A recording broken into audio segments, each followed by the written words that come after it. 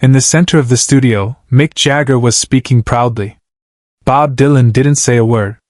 He just picked up his harmonica, and what he played changed Jagger's face. It was February 1975. A recording studio in Los Angeles.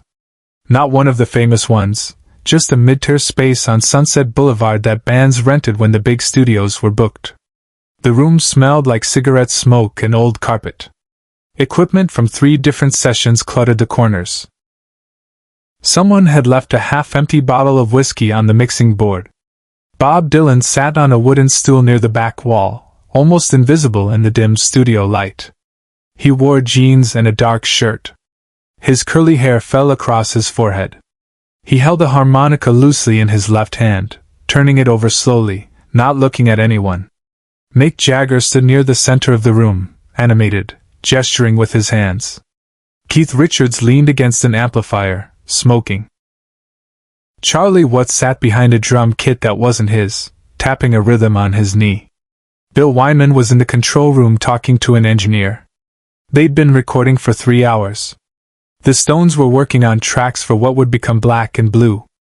Dylan had stopped by, not planned, just one of those nights when musicians found each other in LA studios and ended up playing till dawn. They jammed on a few songs. Blues standards mostly. Some Chuck Berry. The energy was good. Loose.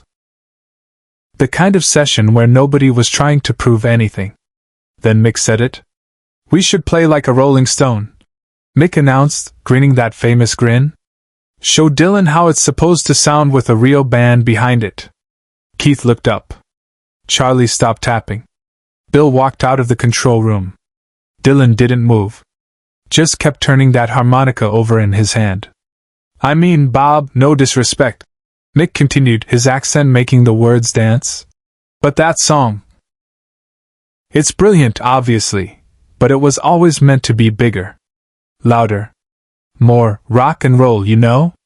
We covered it in '66 at a soundcheck. Absolutely destroyed it. Made it swing properly." Keith stubbed out his cigarette. "Mick. No, I'm serious. We made your song better. Gave it the treatment it deserved. That thin wild Mercury sound you were going for, great for the time, but imagine it with a real rhythm section. With power." The room had gone very quiet. Dylan didn't explain himself. He never did. He just looked at Mick for a long moment. Then he brought the harmonica up to his lips. Dylan didn't explain himself. He never did. To understand what happened next, you need to understand 1965. Bob Dylan wasn't always the weathered prophet sitting in that LA studio. 10 years earlier, he'd been the voice of a generation he never asked to represent. The folk messiah who'd committed the ultimate betrayal. Plugged in an electric guitar at the Newport Folk Festival and watched his disciples turn to enemies. Like a Rolling Stone had been the weapon he'd used to burn down his own church. The psalm was written in a fury. Not at any person, but at the whole machinery of expectation and worship, and the cage that fame builds around authenticity. Dylan had been drowning in other people's ideas of who he should be, the protest singer, the conscience of the civil rights movement, the pure folk troubadour.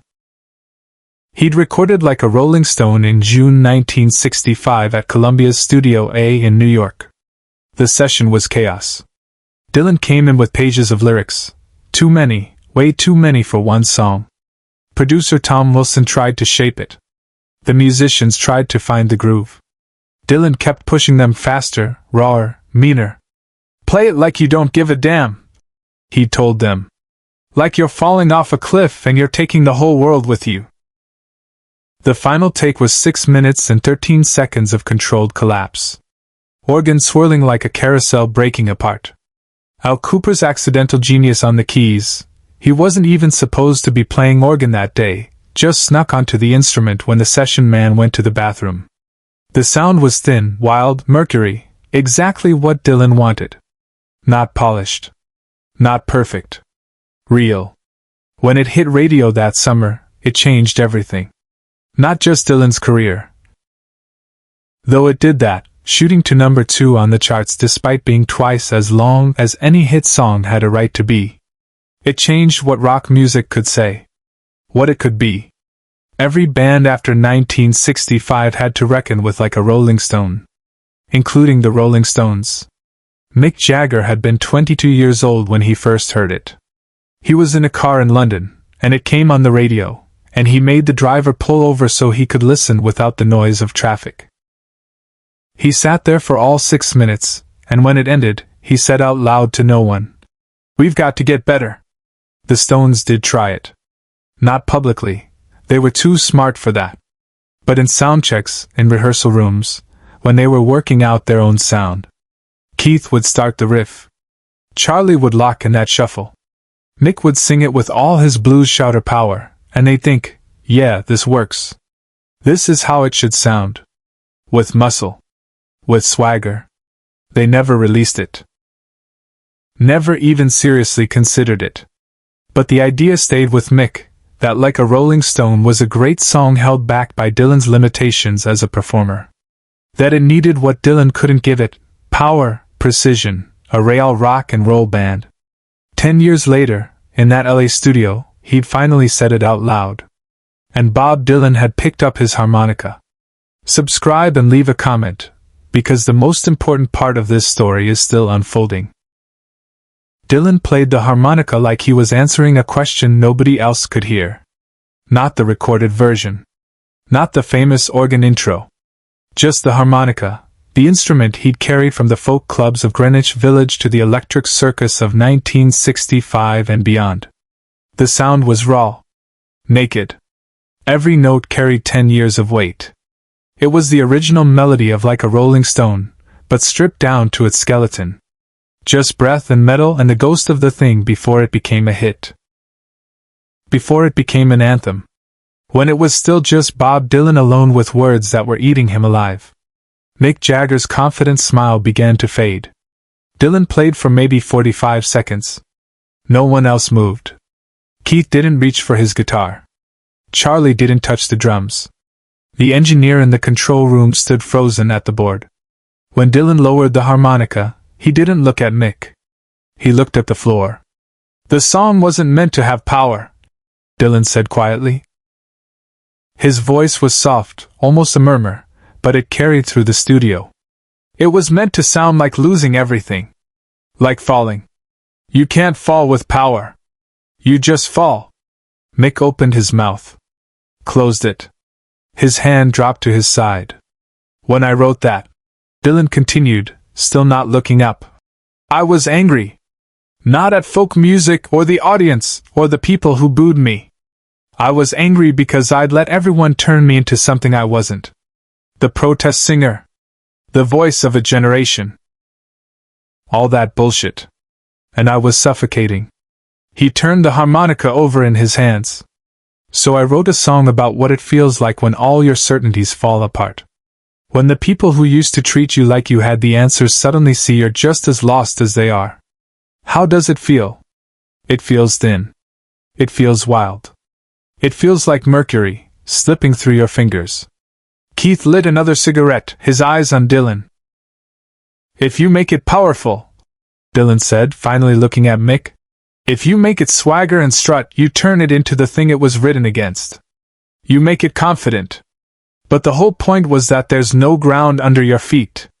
There's no power in falling. There's just the fall." The silence that followed was suffocating. Mick Jagger, who'd fronted the biggest rock and roll band in the world, who'd commanded stadiums, who'd never been at a loss for words, stood there looking at Bob Dylan and had nothing to say. Away from the spotlight, Dylan made a choice no one expected. Charlie Watts was the one who broke the silence. He stood up from behind the drum kit and walked over to Dylan. He didn't say anything. He just nodded once, the kind of nod that meant "I understand," meant "I heard you," meant "I'm sorry we didn't hear it before." Dylan nodded back. Keith ground out his cigarette and picked up his guitar. "Play it again," he said to Dylan. "The harmonica. Play it exactly like you just did." Dylan looked at him. "Why?" "Because I want to remember what it actually sounds like. Not what I thought it should sound like. What it actually is." Dylan raised the harmonica again. This time, Keith didn't try to join in. He just listened. Charlie sat back down at the drums but didn't play. Mick stood in the center of the room, his hands in his pockets, his shoulders slightly hunched. When Dylan finished, Keith said, "We never should have touched it. Not in soundcheck. Not anywhere. Some songs don't want to be improved. They just want to be heard." Bill Wyman came out of the control room. He'd heard everything through the monitors. "That true?" he asked Dylan. "When you recorded it, you were really that angry?" "I was that scared," Dylan corrected. "Anger was just what it looked like from the outside." They didn't record anything else that night. The session just ended. Not with drama or slammed doors, it just quietly dissolved. The Stones packed up their gear. Dylan sat on that wooden stool for a while longer, alone in the studio, the harmonica resting on his knee. Before he left, Mick walked back over to him. "Bob," Mick said, and his voice had none of the swagger from earlier. "I didn't understand. I thought making it bigger made it better. But bigger isn't always better, is it? Sometimes smaller is all there is," Dylan said. "Sometimes the only honest thing you can do is play it quiet and let people hear the cracks." Mick nodded. He extended his hand. Dylan shook it. What followed stayed with everyone who witnessed it, long after the sound faded. The Stones never played like a Rolling Stone again. Not in soundcheck. Not in rehearsal. Keith later said in an interview that Dylan had taught him something that night about the difference between power and truth, and sometimes you have to choose. Charlie Watts carried a harmonica in his drum kit for the rest of his life, never played it, just kept it there. When someone asked him why years later, he said, "Reminder that the best thing you can do sometimes is not play at all." Dylan never spoke about that night publicly. But people who worked with him in studios afterward noticed something. When young musicians would try to make his songs better, add production, beef up the arrangements, give them more power, he'd just play harmonica for a minute and let them hear the song the way it was supposed to sound. Thin. Wild. Mercury. The wooden stool Dylan sat on that night stayed in that Sunset Boulevard studio until the place closed in 1987. The new owners tried to sell it as memorabilia. Dylan's stool from the legendary 75 session. But nobody bought it. It ended up in a storage unit in Burbank. Still there, probably. Just a piece of wood that held a man who knew the difference between falling and flying, between power and truth. Share and subscribe. Some stories deserve to be remembered. In 1995, the Rock and Roll Hall of Fame asked Dylan about Like a Rolling Stone for their exhibit. They wanted the original lyric sheets, the studio notes, anything from the session. Dylan sent them a harmonica. No note. No explanation. It sits in a glass case in Cleveland. Next to it, a small placard. Sometimes the smallest instrument carries the biggest truth. Mick Jagger visited that exhibit in 2003. He stood in front of that harmonica for a long time. A museum guard said he saw Mick's lips moving, like he was talking to himself. Or maybe to Dylan. Or maybe to the 22-year-old kid who'd pulled over his car in London in 1965 to hear a song that changed everything. When Mick left, he wrote something in the guest book. The museum keeps those books archived. Years later, a researcher found the entry. Mick had written just 5 words in his distinctive handwriting. He was right. I wasn't. Keith Richards recorded his own version of this story in his autobiography, though he changed some details. But he kept the essential truth. Dylan didn't argue with us that night. He just played, and the sound was like a door closing on everything we thought we knew about that song. Some doors you don't try to open again. The engineer who recorded that session, a guy named Martin Hayes who died in 2019, kept the tape. Never released it. Never sold it. Told his family it wasn't his to share.